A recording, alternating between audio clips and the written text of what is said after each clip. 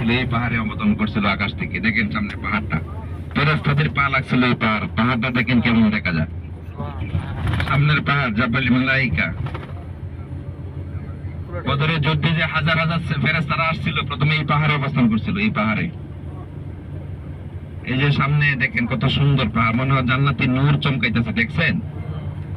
ফেরেশতাদের পা লাগছে তো দেখেন পাহাড়ের অবস্থা। এটি কেউ দেয় নাই, আল্লাহর প্রদত্ত বালু। মানুষ এমন করে নাই, আল্লাহর প্রদত্ত। ফেরেশতাদের পা লাগছে তো দেখেন বরকত কি জিনিস।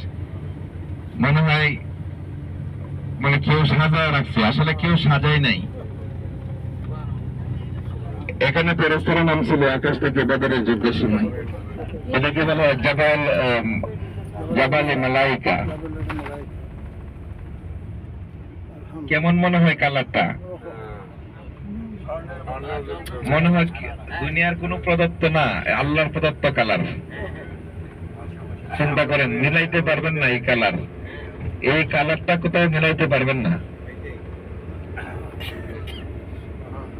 আমরা নামবো না, সময় লস হয়ে গেছে, নামাজের টাইম চলে যাচ্ছে। দেখেন আল্লাহর রহমত, ফেরেশতাদের পা লাগছে আর পাহাড়ের সৌন্দর্য কি করে দিল আল্লাহ।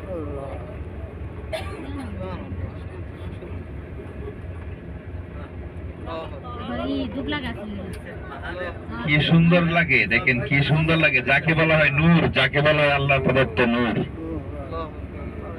কোন মানুষে সাজায় নাই, ফেরেশতাদের পা লাগছে এই বরকতে, আল্লাহর নূর চমকাইতেছে পাহাড়ের উপরে। মনে হয় কোন বিশাল কারিকার্য দ্বারা কাজ করানো হয়েছে, আসলে কিছুই না। ফেরেশতাদের পা লাগছে, এটার ভিতরে আল্লাহর নূর চমকাইতেছে, কিয়ামত পর্যন্ত চমকাইবে। এরপরেও মানুষ আল্লাহকে বিশ্বাস করে না, আল্লাহকে সাজদা করে না। আল্লাহর এই সমস্ত জিনিসগুলোর উপরে আল্লাহ বলছেন, আফালা ইয়ানজুরুনা ইলাল ইবলি কাইফা খুলিকাত ওয়া ইলাস সামাই কাইফা রুফিআত ওয়া ইলাল জিবালি কাইফা নুসিবাত। আমার এই সমস্ত পাহাড়গুলো দেখে তোমরা নসিহত অর্জন করো।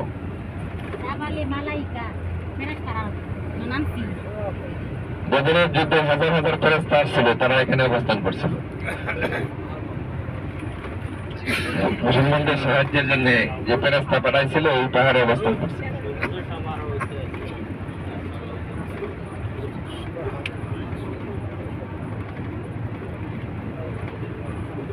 আল্লাহু আকবার। এই পুরা পাহাড়টার নাম হলো জাবালে মালাইকা। এই সামনে পর্যন্ত যা দেখেন, এরপরে আবার পাথর। সারা সৌদির কোন পাহাড়ের এটার সাথে কালারে মিলবে না। আল্লাহ মনে হয় যে রহমতের চাদর দ্বারা এই পাহাড়টাকে ডাইকে রাখছে।